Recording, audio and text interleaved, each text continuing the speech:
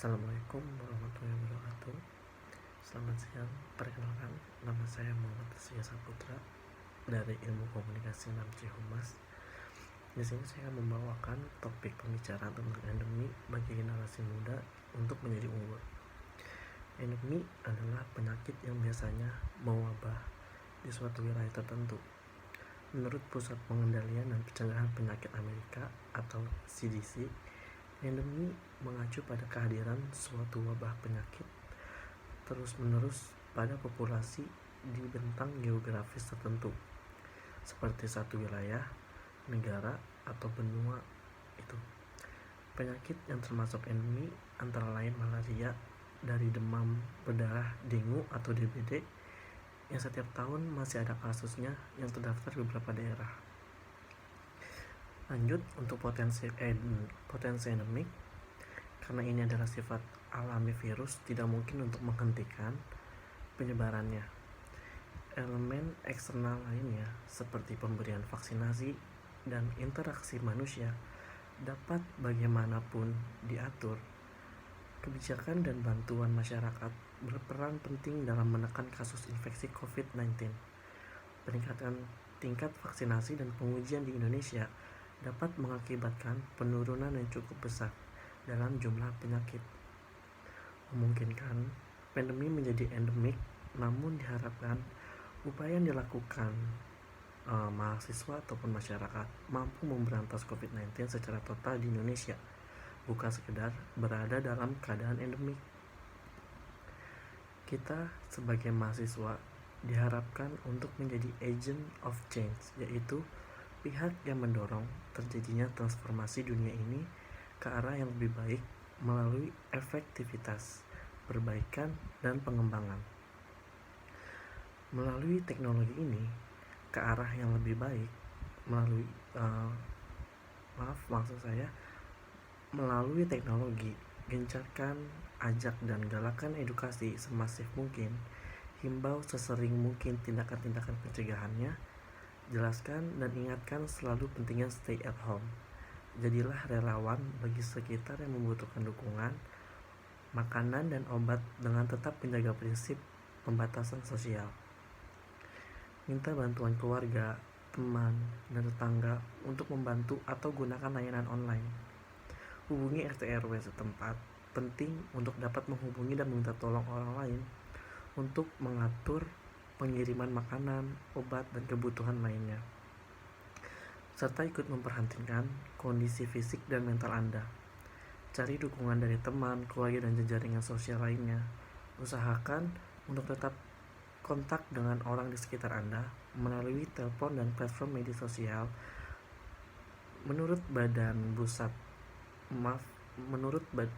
data Badan Pusat Statistik BPS, jumlah pemuda Indonesia mencapai 64,19 juta jiwa. Dengan jumlah pemuda yang sangat banyak, seharusnya kita memberikan kontribusi yang lebih dalam memerangi COVID-19. Dampak dari pandemi ini tentunya telah menghambat dan merempas gerak bebas masyarakat untuk melakukan aktivitas sehari-hari. Tak ubahnya juga berdampak pada mahasiswa yang merujuk pada Surat Edaran Mendikbud nomor 3 tahun 2020 tentang pencegahan COVID-19 pada satuan pendidikan dan nomor 36962-A-HK-2020 yang mengharuskan mahasiswa melakukan kegiatan pembelajaran online di rumah. Namun, apakah dengan mahasiswa dirumahkan oleh kampusnya masing-masing tidak bisa berbuat apa-apa? Apakah mahasiswa hanya berkuat dengan kesibukan menyelesaikan tugas yang diberikan dosen? Sangat disayangkan jika mahasiswa yang merupakan agen perubahan dan pengontrol kehidupan sosial menutup mata dengan dampak yang ditimbulkan oleh pandemi ini. Ada sebenarnya banyak hal di kehidupan masyarakat yang dapat dibantu oleh peranan mahasiswa. Mahasiswa sebagai agen perubahan, mungkin kata itu yang sering terdengar di telinga kita sebagai seorang mahasiswa. Memang tidak dapat dipungkiri bahwasannya mahasiswa dituntut untuk memberi perubahan yang berarti untuk masyarakat sekitar. Terutama sesuai dengan julukannya Agent of Change, mahasiswa diminta untuk bersungguh-sungguh bersungguh-sungguh dalam menimba ilmu agar dapat diaplikasikan kepada masyarakat, bukan hanya mencari gelar yang kelak akan menempel pada nama kita saja. Akan tetapi, ada sepercik cahaya harapan di dalam gelar itu.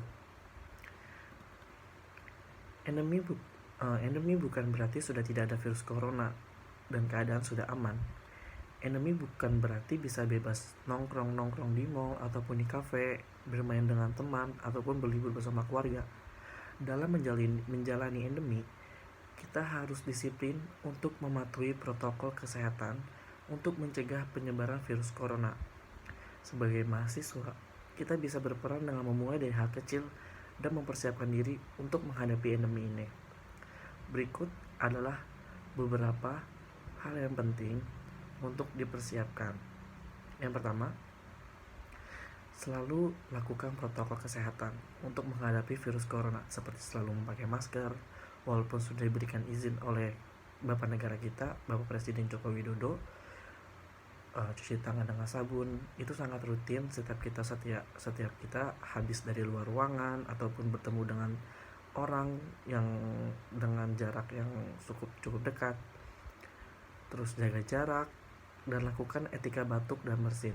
Biasanya kalau batuk dan bersin itu kita harus menutup mulut ataupun menghindar dari tatapan orang terdekat kita agar tidak menimbulkan efek yang cukup besar.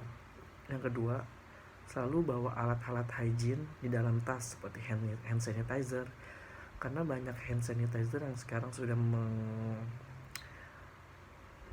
cukup ukurannya bisa dibawa kemana-mana, yang layak masuk dalam tas ataupun kantong, tisu, dan masker.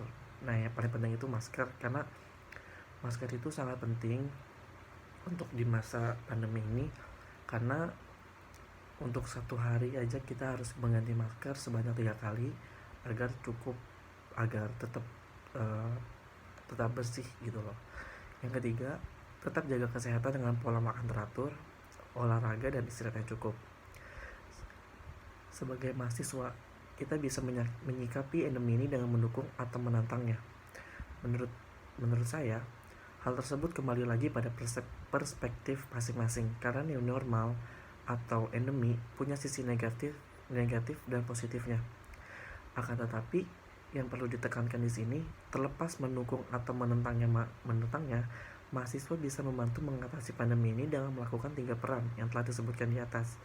Melalui dari diri sendiri, dari hal kecil, terapkan protokol pencegahan COVID-19.